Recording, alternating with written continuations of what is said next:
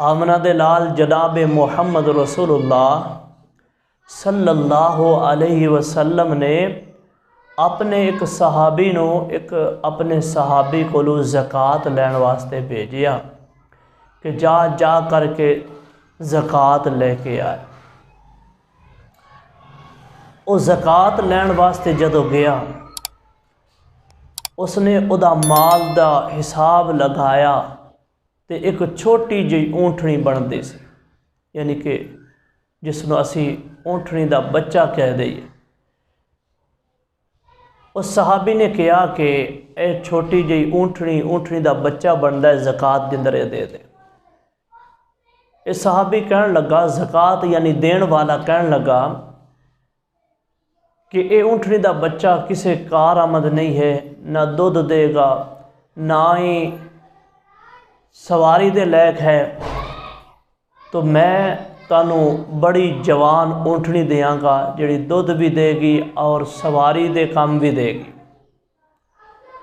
तो इस सहाबी ने ज़कात यानी लैण वाले ने इनकार कर दिता कि मैं तेरी बड़ा ऊँट लैके नहीं जाऊँगा, बड़ी ऊँटनी लैके नहीं जावांगा, बल्कि जो बंदा ज़कात बंदी है मैं वही लैके जावांगा। अगर तू देनी है तो फिर रसूलुल्लाह सल्लल्लाहु अलैहि वसल्लम को मशवरा कर ले, और मशवरा करके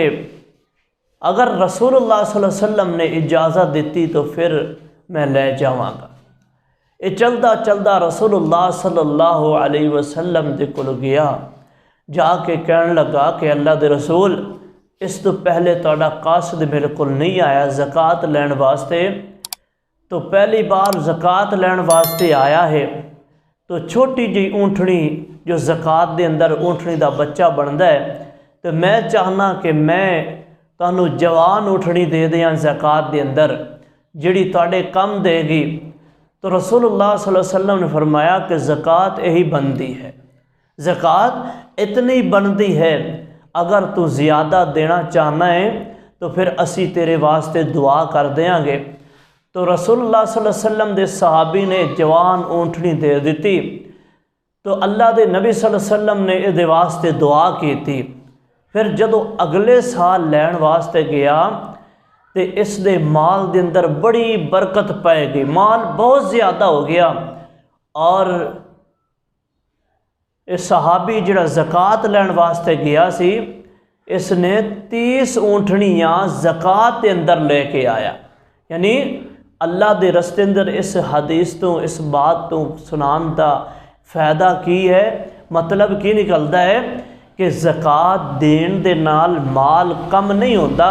कि साड़ी जड़ी ये बात फैलाई गई है कि ज़कात देंगे माल कम हो जाएगा, नहीं, बल्कि अल्लाह पाक उस माल दे अंदर बरकत पा देंदे ने। जिस माल च ज़कात नहीं दी जाती वो माल ही बेबरकता है, उस दे अंदर बरकत ही नहीं होती जिस माल च ज़कात नहीं दी जाती। याद रखो, जिस माल दे अंदर ज़कात होंदी है, जिस माल च ज़कात कड्डी जाती है, अल्लाह दे रस्ते अंदर ज़कात दी जाती है, वो माल बरकत वाला है, पाक माल है। वो माल पाक नहीं है जिससे चू ज़कात नहीं दी गई। और दूसरी बात यह है